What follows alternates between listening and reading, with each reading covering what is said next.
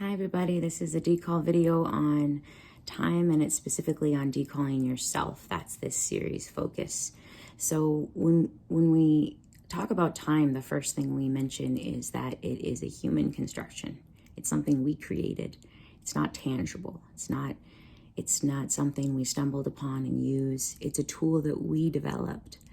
And so I remind that to people when people start to feel crunched under time, or when people feel overwhelmed by time, or sometimes is the case with this monotony, people not leaving homes or anything like that, myself included. I haven't slept away from this bed since March, which, if for those of you who know me, I used to be on the go quite a bit between Alaska and Texas and here.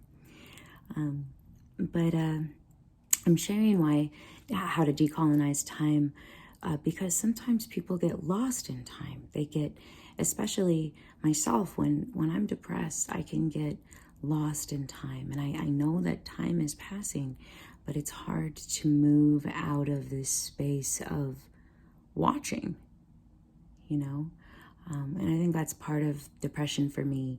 And when I am depressed, I lay here and I look out at the window. I watch the trees move. Sometimes the wind is really, really active, Do you see it moving up there?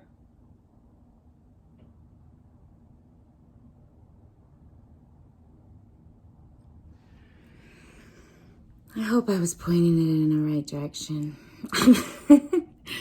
But I bring up that example because I want to encourage you to use time how you need it. How your family needs it, the balance between yourself and those you serve, right?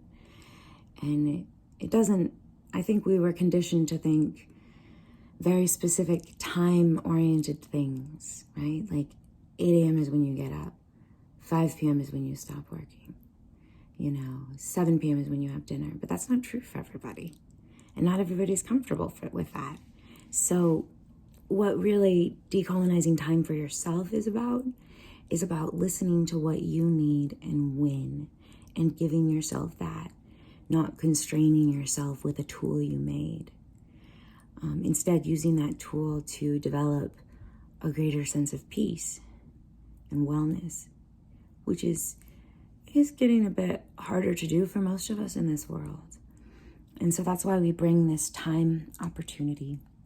The other thing I want to mention, as a decall thing, is growing up learning about history. They always talked about dates. They said in 1766, blah, blah, blah. And it was always like, remember the dates, remember the numbers, remember the stuff, right? And that's all good, and testing and stuff.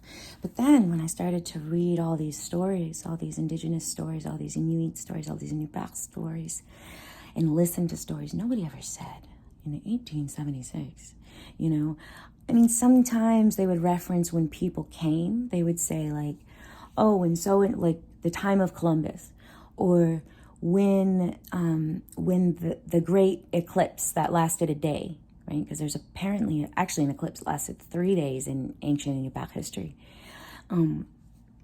It's in the people of Quebec, for those of you who want to dive in there.